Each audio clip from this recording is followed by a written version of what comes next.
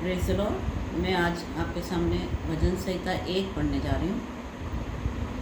क्या ही धन्य है वह पुरुष जो दुष्टों की युक्ति पर नहीं चलता और ना पापियों के मार्ग में खड़ा होता और ना ठट्ठा करने वालों की मंडली में बैठता है। वो पुरुष धन्य है जो दुष्टों की युक्ति पर नहीं चलता, जो बुरे बुरे काम करते हैं, बुरी बुरी युक्तियाँ लगाते हैं, उनके साथ नहीं चलता और ना पापियों के मार्ग में खड़ा होता। पापियों के मार्ग में खड़ा होना भी परमेश्वर हमें मना करता है कि हमें उनके साथ खड़े भी नहीं रहना है। और ना ठट्ठा करने वालों की मंडली में बैठता है। और जो लोग मजाक करते हैं, एक दूसरे के बारे में उल्टी सीधी बातें करते हैं, उनके साथ भी हमें बैठना नहीं है। तो 2-3 चीज़ें इसमें हमने सीखी हैं कि ना हमें दुष्टों की युक्ति पर चलना है, ना पापियों के मार्ग में खड़ा होना है और ना ठट्ठा करने वालों की मंडली में हमें बैठना है। और दूसरी आयत में लिखा है, परंतु वह तो यहोवा की व्यवस्था से प्रसन्न रहता है और उसकी व्यवस्था पर रात दिन ध्यान करता रहता है। किससे प्रसन्न होता है वो? जो यहोवा की व्यवस्था पर दिन रात ध्यान लगाए रहता है, व्यवस्था से प्रसन्न रहता है। व्यवस्था ये है परमेश्वर का वचन, इससे प्रसन्न रहता है और रात दिन इस पर ध्यान लगाता है। वह उस वृक्ष के समान है जो बहती नालियों के किनारे लगाया गया है और अपनी ऋतु में फलता है और जिसके पत्ते कभी मुरझाते नहीं। यह व्यक्ति उस वृक्ष के समान है जो बहती नालियों के किनारे लगाया गया है।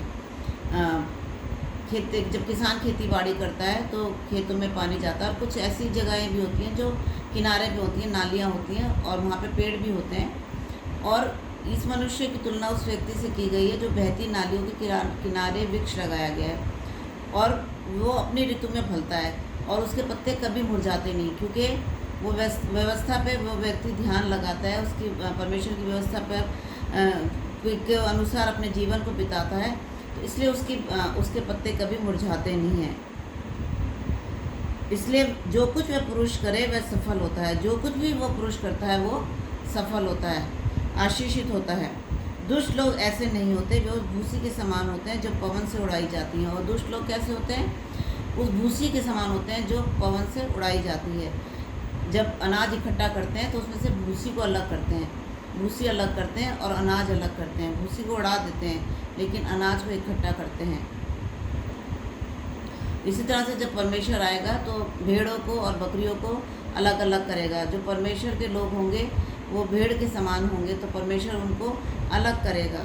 इस कारण दुष्ट लोग अदालत में स्थिर ना रह सकेंगे और ना पापी धर्मियों की मंडली में ठहरेंगे। और यही कारण है कि दुष्ट लोग अदालत में स्थिर ना रह सकेंगे।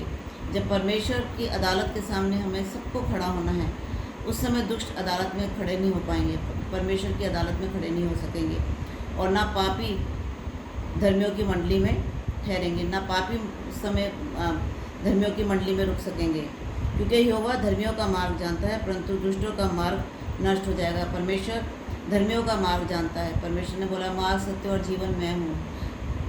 परमेश्वर का मार्ग हमें धर्मियों को परमेश्वर ने बताया कि मार्ग, सत्य और जीवन में हूँ, तो उसी मार्ग पे धर्मियों को चलना है। धर्मी मनुष्य को परमेश्वर की आज्ञा के अनुसार अपने जीवन को बिताना है और तभी वो परमेश्वर के उस अनंत जीवन के वारिस हो सकेंगे। जब हम परमेश्वर की व्यवस्था पर दिन रात ध्यान लगाएंगे, उसकी आज्ञाओं को मानेंगे, उसके वचन के अनुसार अपने जीवन को बिताएंगे, तभी हम उसकी अदालत में स्थिर रह सकेंगे और उसके अनंत जीवन के हम भागी हो सकेंगे। परंतु दुष्टों का मार्ग नष्ट हो जाएगा और जो दुष्ट लोग हैं वो उस आग की भट्टी में डाल दिए जाएंगे जो कि कभी बुझेगी नहीं। दुष्ट लोगों का ऐसा अंत होगा, लेकिन जो परमेश्वर की व्यवस्था पर चलते हैं वो हमेशा लहराते रहेंगे। परमेश्वर के इस वचन के द्वारा पर प्रभु आप सबको बहुत आशीष और बरकत दे। आमीन।